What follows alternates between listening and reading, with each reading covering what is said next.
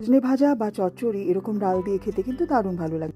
আজকে আমি বানিয়েছিলাম সজনে ডাঁটা দিয়ে এরকম ডাল দিয়ে চচ্চড়ি। কীভাবে বানিয়েছিলাম রেসিপিটা একদম সংক্ষেপে বলছি। সজনে ডাঁটাগুলোকে ভালো করে এরকম ছোট ছোট পিসে কেটে নিয়ে ধুয়ে নিয়ে একবার ভাপিয়ে নিয়েছিলাম।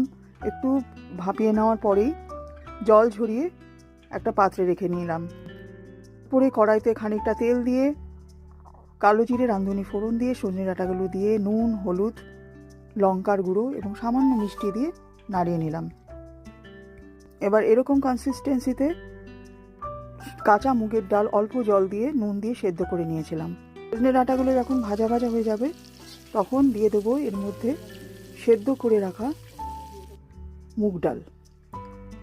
মুগ ডালটা দিয়েই ভালোভাবে নাড়াচাড়া করে নেব।